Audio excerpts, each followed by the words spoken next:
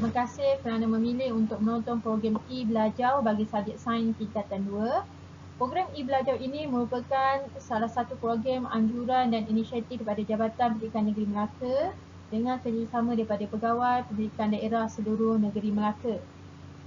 Terlebih dahulu, izinkan saya memperkenalkan diri saya. Nama saya Cikgu Siti Nur Sahidah binti Muhammad Bahari dari Sekolah Menengah Kebangsaan Sultan Alauddin Masjid Tanah Melaka.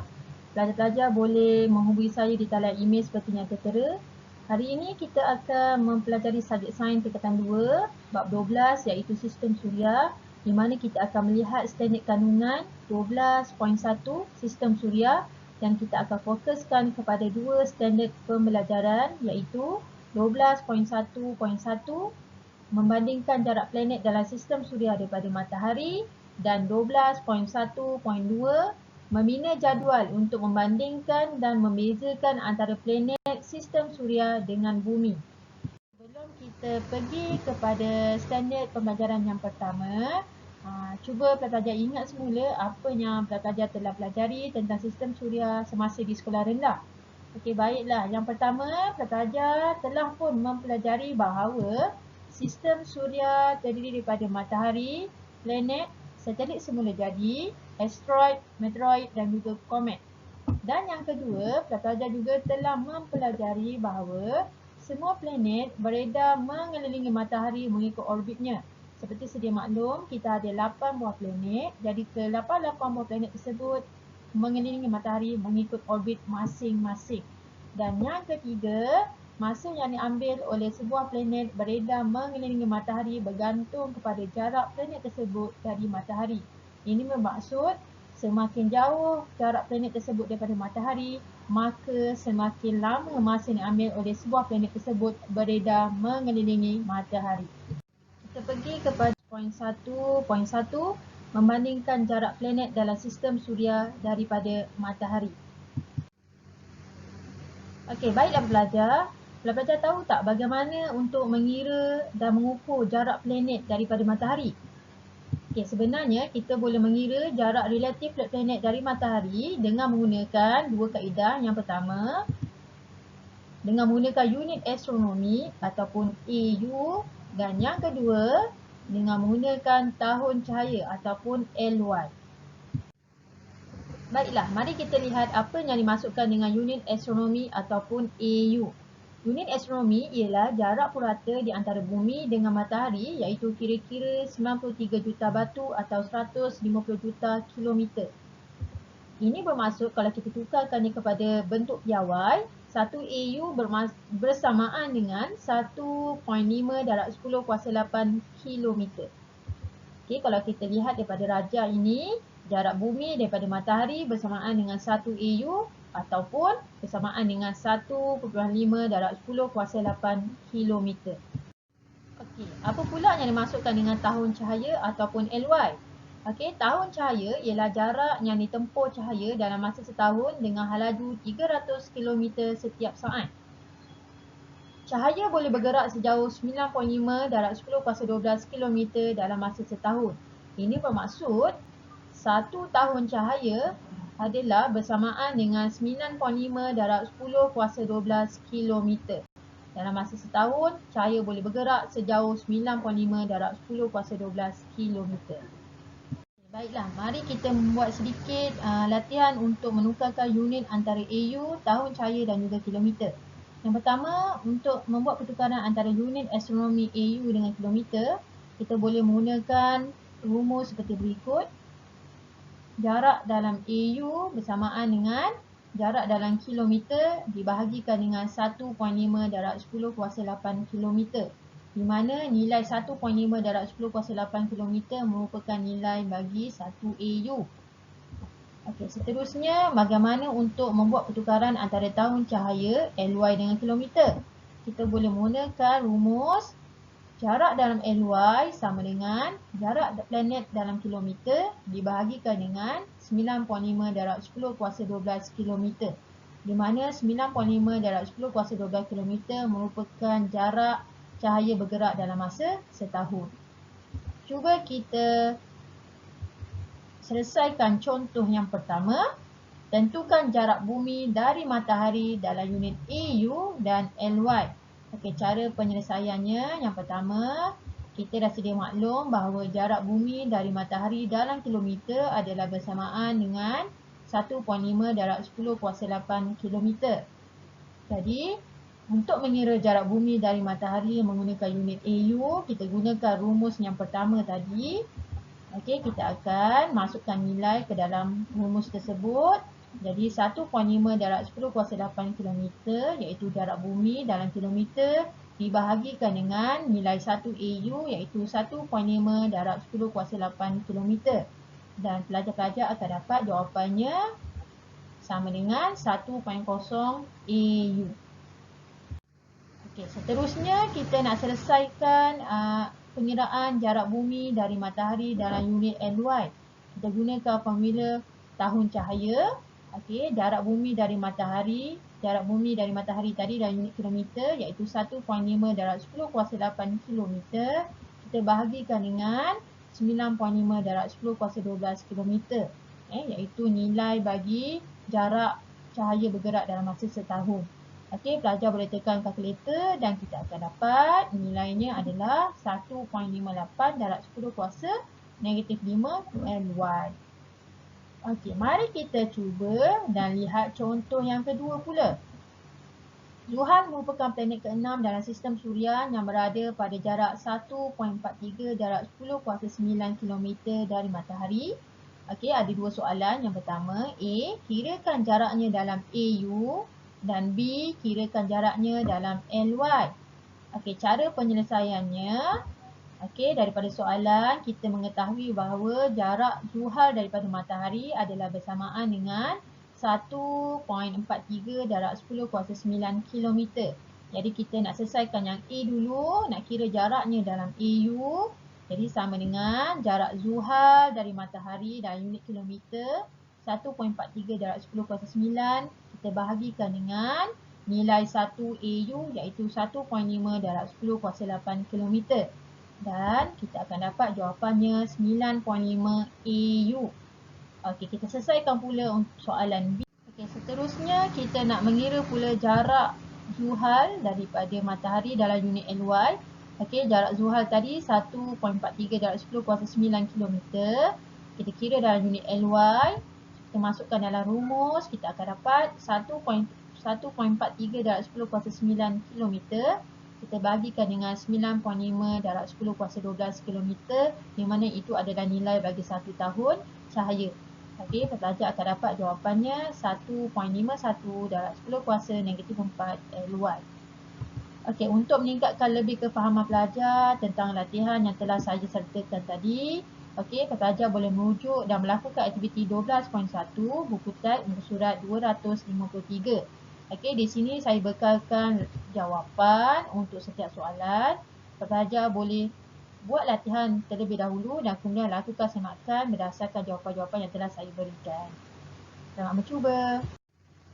Okey, kita pergi kepada standard pembelajaran yang kedua iaitu 12.1.2 membina jadual untuk membandingkan dan membezakan antara planet sistem suria dengan bumi. Terlebih dahulu, mari kita mengenali ke-88 buah planet yang ada dalam sistem suria kita. Baiklah, kita lihat planet yang paling hampir sekali dengan matahari iaitu planet yang pertama iaitu planet Utarid. Okey, jarak planet Utarid daripada matahari adalah bersamaan dengan 57.9 juta kilometer. Okey, Utarid ini merupakan planet yang terkecil dalam sistem suria di mana saiz diameternya adalah 40% lebih kecil daripada bumi dan 40% lebih besar daripada bulan. Okey, malahan saiz ini juga adalah lebih kecil daripada bulan di Mushtari dan juga lebih kecil daripada bulan yang berada di Zuhal. Okey, permukaan Utarid adalah seperti permukaan bulan dengan mempunyai kawah-kawah asteroid dan tebing yang berpuluh-puluh kilometer tingginya. Okey, di Utarid tiada atmosfera, oleh sebab itu cahaya tidak dapat diserakkan. Akibatnya langit di Utarid kelihatan gelap seperti di angkasa lepas. Jadi kita akan pergi kepada planet yang kedua iaitu planet Zuhra. Okey, planet Zuhra ini dikenali juga sebagai planet rumah hijau kerana kandungan karbon dioksidanya yang tinggi di dalam atmosfera. Okey, Zuhrah tidak seperti planet bumi dan planet-planet yang lain kerana Zuhrah berputar dari timur ke barat. Ini bermaksud matahari akan terbit di Zuhrah dari barat ke timur. Okey, saiz dan usia Zuhrah ni lebih kurang sama dengan bumi tetapi suhunya jauh lebih tinggi dan dia boleh mencapai suhu sehingga 460 darjah Celsius. Okey, kita pergi kepada planet yang ketiga iaitu planet bumi. Okey. Planet bumi merupakan satu-satunya tempat di alam semesta ini yang boleh dihuni oleh hidupan. Okey, bumi mempunyai lapisan atmosfera yang boleh melindungi permukaan bumi daripada angin suria, sinaran ultraungu berbahaya dan juga radiasi dari angkasa lepas. Okey, di bumi ianya dilitupi oleh air dan juga daratan, di mana 71% kawasan bumi dilitupi oleh air dan 29% lagi adalah terdiri daripada daratan. Kita pergi pada planet yang keempat selepas bumi iaitu planet Marikh. Okey, planet Marikh ini juga dikenali sebagai planet merah. Okey, di planet Marikh kita mempunyai dua bulan iaitu bulan Phobos dan juga bulan Deimos. Okey, Marikh mempunyai keluasan lebih kurang 25% permukaan bumi dan 10% jisim bumi. Okey, jika dipandang daripada bumi, atmosfera Marikh ini kita boleh bagikan kepada dua kawasan yang berbeza iaitu kawasan yang lebih cerah dilitupi oleh debu dan pasir, manakala kawasan kutub mengandungi air beku dan juga karbon dioksida. Okey, kita lihat kepada planet yang kelima iaitu planet Mushtari. Planet Mushtari ini merupakan planet yang paling besar sekali dalam sistem suria di mana jisimnya adalah 320 kali ganda daripada jisim bumi. Okey, Mushtari ini dikatakan sebagai planet yang melindungi planet bumi kerana Mushtari mempunyai daya tarikan graviti yang sangat kuat. Jadi ia mampu memesongkan objek-objek yang bersaiz besar daripada melanggar bumi dengan menggunakan daya gravitinya yang kuat itu. Okey, kita lihat kepada planet yang keenam iaitu planet Zuhal. Okey, planet Zuhal ini merupakan planet yang kedua terbesar selepas Mushtari dalam sistem suria.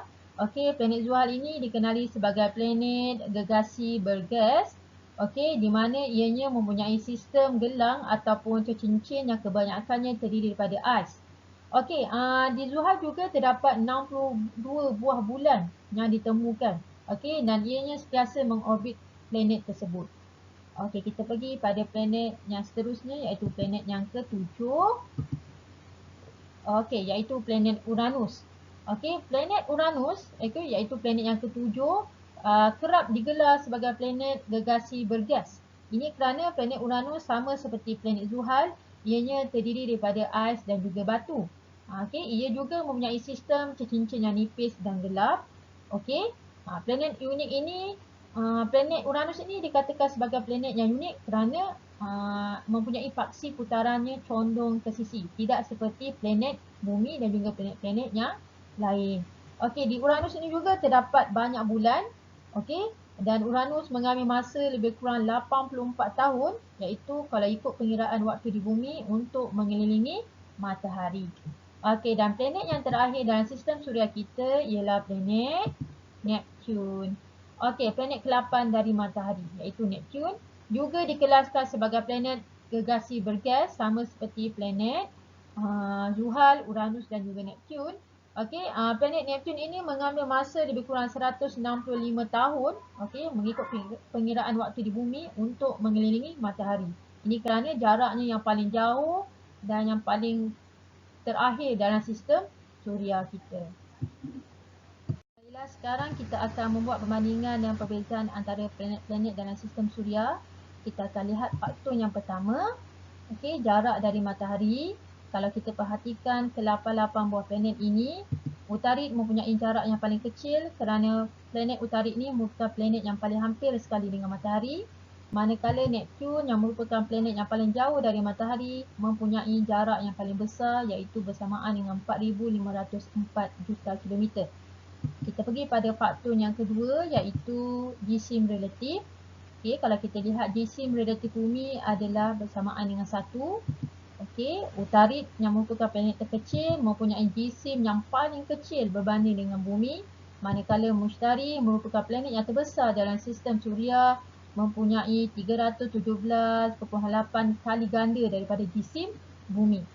Kita pergi kepada faktor yang ketiga, iaitu diameter.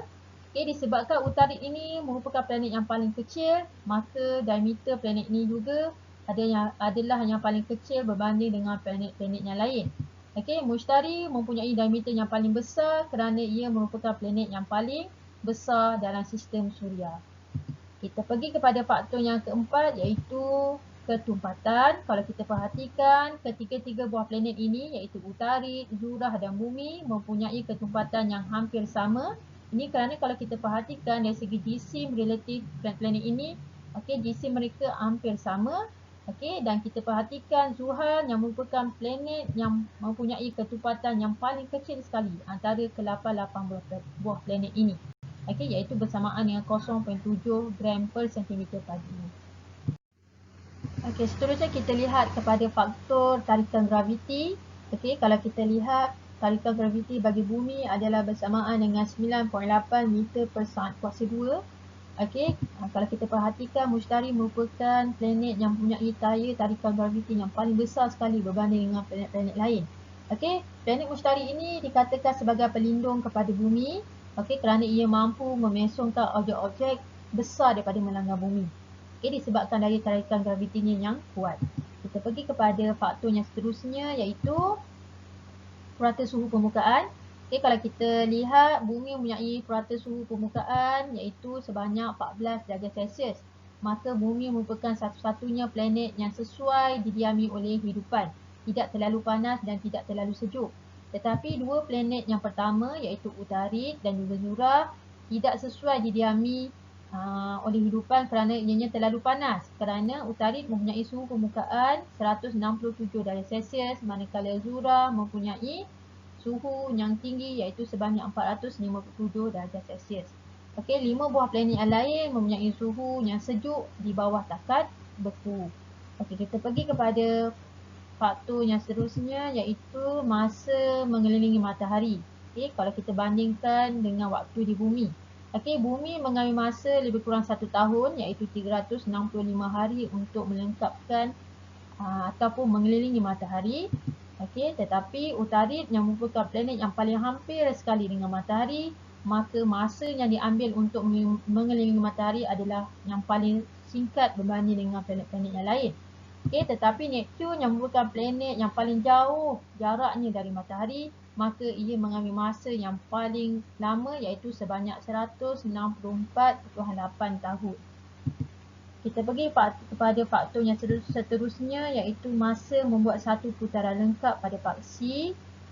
Kalau kita perhatikan antara bumi sehingga ke Neptune, planet-planet ini mengambil masanya singkat untuk melengkapkan satu putaran. Tetapi dua planet yang pertama iaitu Utarid dan juga Zurah mengambil masa yang lama untuk melengkapkan satu putaran lengkap pada paksinya. Baiklah, seterusnya kita pergi kepada faktor yang seterusnya iaitu halaju putaran. Kalau kita perhatikan di sini, bumi mempunyai halaju putaran sebanyak 1674.4 km per jam. Manakala Utarid dan Zurah mempunyai halaju yang paling rendah iaitu 10.89 km per jam untuk Utarid dan 6.52 km per jam untuk Zurah. Oleh sebab itu, ia mengambil masa yang lama untuk melengkapkan satu putaran. Berbanding dengan Mushtari mempunyai halaju yang paling tinggi iaitu bersamaan dengan 45.300 km per jam. Maka Mushtari mengambil masa yang agak singkat untuk melengkapkan satu putaran.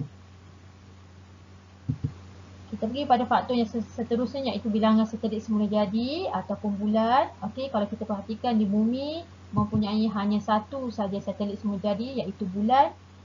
Manakala Mushtari mempunyai bulan yang paling banyak sekali iaitu sebanyak 67 buah bulan diikuti dengan Zuhal iaitu 62 buah bulan. Okay, kita pergi kepada faktor yang seterusnya iaitu kandungan utama atmosfera.